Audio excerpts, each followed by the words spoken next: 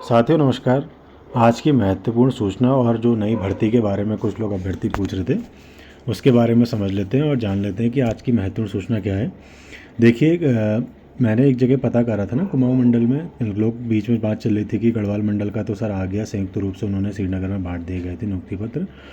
और ऐसा भी सुनने में आ रहा था कि जो गढ़वाल मंडल में और भी वैकेंसीज आ सकती हैं, नहीं आ सकते, ऐसा पूछ रहे थे अभ्यर्थी। तो ऐसा चांस बन सकते हैं कि आ जाए। मे भी ऐसा हो कि ये लोग, ऐसा सुनने में आ रहा था जब पिछली बार मैंने पता करा था तो उनका ये कहना था कि अभी हम लोग समअप कर रहे हैं, एक बार समअप करके सारे अभ्यर्थी ज्वाइन कर लेते हैं तो उसके बाद एक हमारे द्वारा एक लिस्ट बनाई जाएगी जिसमें उनको सम्मिलित कर दिया जाएगा जितने हट गए, और नए उसमें पद मिल जाएंगे हमें। और तो ऐसा सुनने में आ रहा है कि कुमाऊं मंडल की भी जल्दी जारी हो सकती है। बाकी जो यूपी डीएलएड का मैटर वो फ़िलहाल अभी जो है चल ही रहा है मामला, ऐसा कुछ नहीं है, जांच चल रही है ऐसा सुनने में आ रहा है। बाकी अभी ऐसा उनके कि सामने ऐसा कुछ केस निकल के नहीं आया है कि उनको हटा दिया गया है या बाहर कर दिया गया है या रोक दिया, ऐसा कुछ मामला नहीं है। अभी ये है कि जैसा था वैसी सूचना अभी भी चली रही है, ठीक है। दूसरा एक चीज़ और देखने में आ रही थी कि कई अभ्यर्थी ऐसा पूछ रहे थे, सर नई भर्ती के बारे में कुछ बता दीजिए। देखिए नई भर्ती का जो है मेनली सुनने में आ रहा है कि सितंबर अक्टूबर तक आ सकती है, क्योंकि चुनाव का दौर भी है तो चांसेस ये बन सकते हैं कि जल्दी आ जाए। फिलहाल आप लोग अगर कोशिश करेंगे तो जल्दी से जल्दी आप लोग निकलवा सकते हैं, लेकिन कोशिश ये करिएगा पद ज़्यादा निकलवाने की। 1000 से ऊपर या 1500 से ऊपर तो आपको पद निकालने ही पड़ेंगे, तभी चांसेस बनेंगे अन्य अभ्यर्थियों की उम्र। क्योंकि देखो 600 अगर पद निकलते जैसा आश्वासन सुनने में आ रहा है, वैसा अगर डाइट के द्वारा अभ्यर्थी 600 के 650 के आसपास डाइट के अभ्यर्थी हैं तो ऐसे में थोड़ा मुश्किल होने के चांसेस हैं।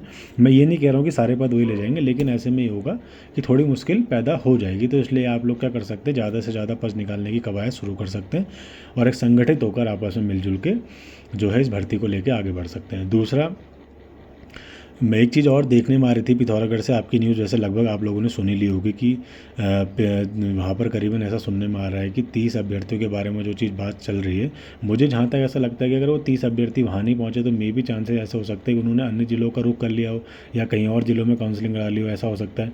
ये एक पॉसिबिलिटी बता रहा हूँ आपको, ऐसा हो सकता है। ऐसा मे भी ये हो सकता है कि जाँच के डर से वो ना आए हो। तो दोनों पॉसिबिलिटी बनती है कि या तो ऐसा हो सकता है वो किसी अन्य ज़िले में चले गए, ऐसा तो होगा नहीं, उन्होंने एक ही ज़िले में भरा होगा, अन्य ज़िलों में चले गए। अगर ये जो न्यूज़ है अगर सभी ज़िलों को मतलब एक प्रकार से छान के अगर उनको संकलित करके देखी गई है तो मान सकते हैं कि ये न्यूज़ सही है।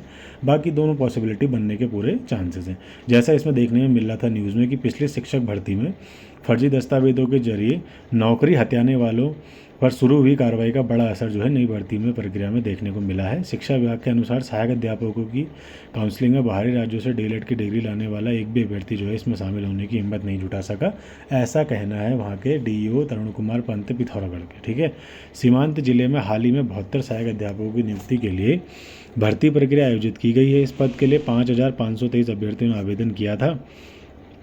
इनमें से 30 से अधिक ऐसे अभ्यर्थी जिन्होंने बाहरी राज्यों से डीएलएड की डिग्री प्राप्त की थी। इसके चलते काउंसलिंग के दिन एक भी डिग्री वाला अभ्यर्थी जो है दस्तावेजों की जांच कराने वहां नहीं पहुंचा। माना जा रहा है कि विभाग की सख्ती और जांच के डर से इन अभ्यर्थियों ने भर्ती से दूरी बनाना ही बेहतर समझा।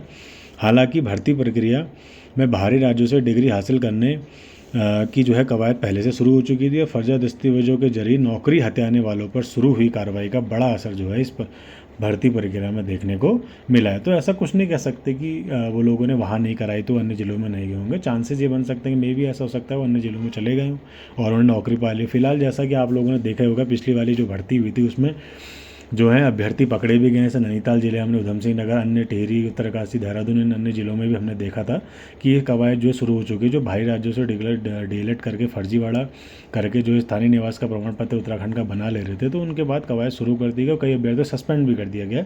ये चीज़ें देखी गई हैं, तो ठीक है।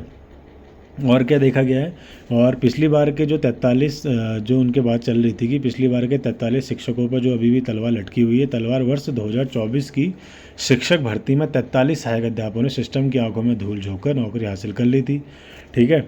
उसके बाद इन अभ्यर्थियों ने उत्तर प्रदेश, हरियाणा, मध्य प्रदेश, दिल्ली जैसे राज्यों से डीएलएड किया और वहाँ का स्थायी निवास लगाया, लेकिन उत्तराखंड में भर्ती निकलते ही फर्जी तरीके से यहाँ के स्थायी निवासी बन गए। विभाग ने इन सभी 43 शिक्षकों को नोटिस जारी कर दिया और उनकी बर्खास्तगी की तैयारी चल रही है।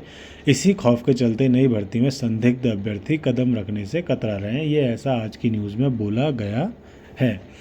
बाकी आप लोग देख ही रहे होंगे इस चीज़ को लेके, काफ़ी इस बार जो है मैटर काफ़ी आपने देखा होगा, काफ़ी वो चल गया था, गर्मा गर्मी देखी गई थी। लेकिन मे भी ऐसे चांसेस हो सकते हैं कि देखो इन सब चीज़ों को देख कर ही तो मैं आपसे बोला था कि यूपी डीएलएड वाले अभ्यर्थियों को रोका गया है। मैं ये नहीं कह रहा कि उनको बाहर किया गया, हाँ ये मैं कह रहा हूँ कि उनको अभी फ़िलहाल रोका गया है।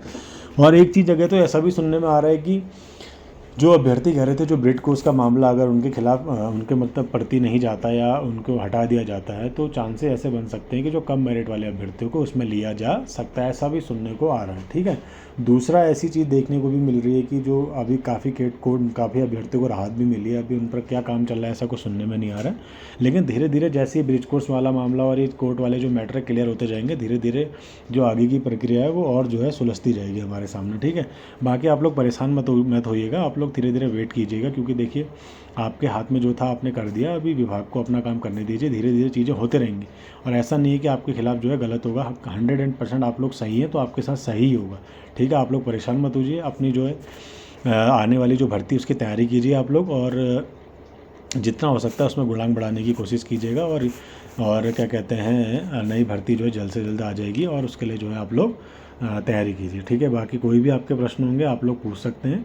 ठीक है, और चमोली के रिगार्डिंग में बहुत सवाल देख रहा हूँ। देखिए चमोली के रिगार्डिंग अभी कुछ इन्फॉर्मेशन नहीं आई है, तो अभी फ़िलहाल इस चीज़ को लेकर मैं आपको सूचना नहीं दे पा रहा हूँ। बस बाकी और आपके जो भी प्रश्न होंगे आप लोग भेजिएगा। ठीक है, वीडियो देखने के लिए धन्यवाद, जय हिंद।